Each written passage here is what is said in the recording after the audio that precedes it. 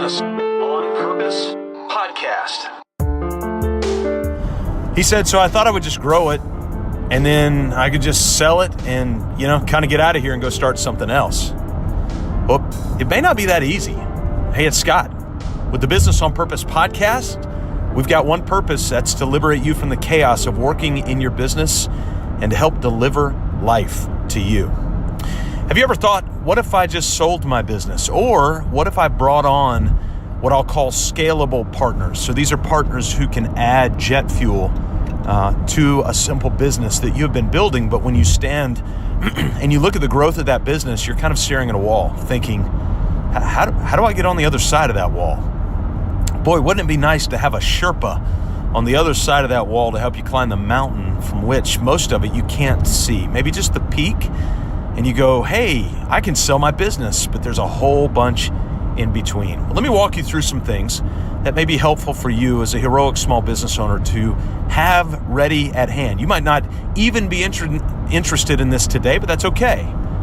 To have a business that has the back-end health to put these things together at a moment's notice will be really, really compelling and really helpful. So there's a couple things you'll need. Number one, your mission and your values. That's right.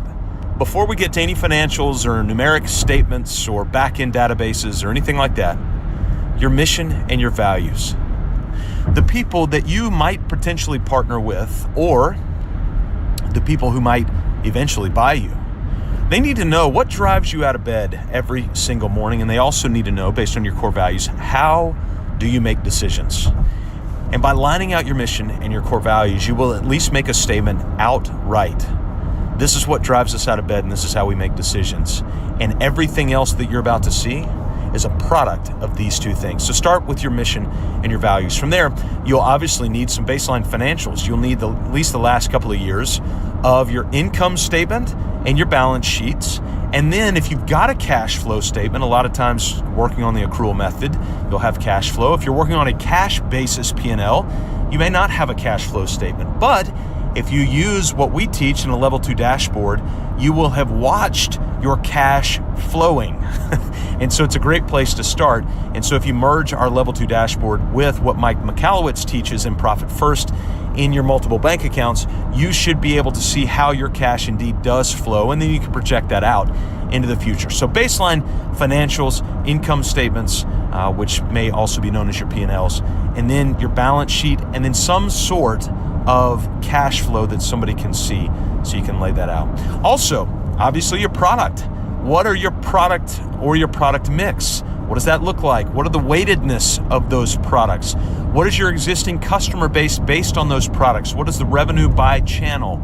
And you might put your product channel in there and lay out what the projected revenue is by channel so people can actually see what that revenue looks like. Now, there might be some cases where you've got the revenue actually recorded properly, but maybe the revenue by channel is not recorded properly. Obviously, you need to have a conversation about that and what that layout might indeed look like if it's not getting coded correctly. That's okay, but just make sure you've got a conversation about that. So you want to lay out your customers and what that revenue by customer is. And then, of course, you're going to want to lay out some other helpful information. What assets do you have?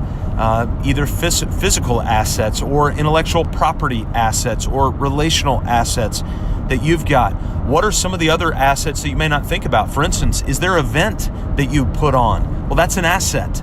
That event, especially if it's a recurring event, you want to lay some of those things out. So your assets, your products and services, your customers by product channel, and your financials are all things that you're going to need to have in place. Of course, a non-disclosure agreement for the protection of both sides, both you and potential partners or buyers, to be able to come to an agreement to say, hey, these things are private. Everything that we discuss is perfectly private, and we're going to need to honor that between the two of us. And if you don't know of a good NDA statement or non-disclosure statement to actually sign, usually a lot of times the potential buyer or potential partner will have such a document because they look at them a lot. If you don't know that, ask around to other business owners. Chances are a lot of other business owners have looked at and signed non-disclosure agreements.